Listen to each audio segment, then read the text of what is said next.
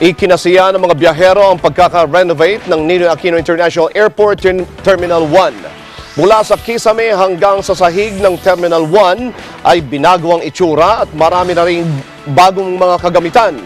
Ipinasilip sa Net25 News Team ang bagong facelift na NAIA 1 at tunghayan natin yan sa report ni Jandy Amoroso. Matapos ang samut-saring pambabatikos sa Ninoy Aquino International Airport Terminal 1 noong nagdaang ilang taon, unti-unti nang inaayos sa mga pasilidad dito mula sa ceiling, comfort room, maging ang sahig ay ibang-iba na mula sa dati nitong itsura. Ayon kay OIC Terminal Manager NAIA Terminal 1 Dante Basanta, taong 2010 pa nila pinlano ang ganitong proyekto, kung saan nakaraang taon nang simula ng pagsasaayos sa lahat ng pasilidad ng nasabing terminal. Actually, this is the first time na nag-rehabilitate ng ganito kalaki. Because in the past, yung ginagawang rehabilitation dito is bisection lang. Ito talaga buo. Aniya mahigit sa 1.3 billion ang inilaan na pondo rito ng Department of Transportation and Communications. Kaya naman ipinagmamalaki ni Basanta ang bawat pasilidad na ginagawa rito. Mula pa lamang sa ceiling nito ay talagang malaki ang iginanda, lalo na sa lobby ng terminal. Samantala kung pupunta naman sa departure area ay malaki rin ang inimprove. May mga bagong checking counter, maging sa arrival area, kung saan lumuwag ang pasilidad na ito matapos maalis ang mga bangko na dati ay halos nasa gitna. Sa ngayon, plano nang ilagay sa bawat gilid ito. Kahit ang immigration departure area ay naging maluwag ang paligid, bagong pintura ang mga dingding. Ilang mga pasahero naman ang laking tuwa sa iginanda ng nasabing terminal mula sa dati nitong itsura, kung saan dati ay mainit ang loob. Pero ngayon, karamihan sa mga ito ay naka-jacket pa. Before ma'am, sobrang init. Pagpasok mo pa lang, tapos pag arrival din, pag dumarating ka, sobrang init din. Ngayon, malamig na siya. So, parang patulad na rin ng other international airports.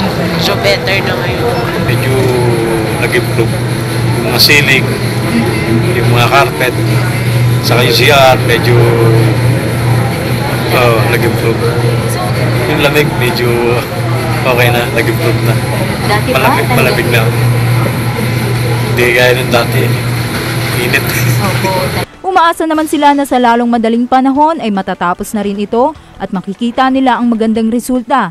Gayon din ay maipagmamalaki na rin ito ng mga Pilipino mula sa ibang bansa, maging ng mga dayuhan na bumibisita sa ating bansa. Tuloy-tuloy yung rehabilitation, mukhang mas maganda naman kasi before talaga luma na siya.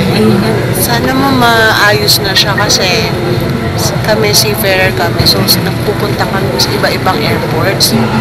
Pag uwi talaga ng Pilipinas, lalo pag pauwi, tapos pagod ka, galing biyahe, ilang months kang nawala, tapos pagdating mo, sobrang init, tapos ang pangit ng airport. Pero ngayon sana, tuloy-tuloy yung rehabilitation nila para maging better. Dapat i-continue sila yung improvement. Kasi pagdating ng mga turista, medyo natraktaman na kung malaki ang Pilipino. Nanawagan naman si OIC Basanta na panatilihing malinis ng bawat pupunta sa lugar ang mga kagamitan at pasilidad ng NAIA Terminal 1. Well, kami naman ang gusto lang namin na pangalagaan dapat itong terminal na ito. Ngayon na pinaganda na natin ito, dapat ma-maintain naman natin.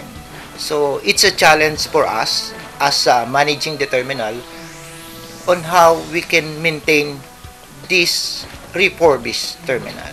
Jandy Amoroso, Eagle News.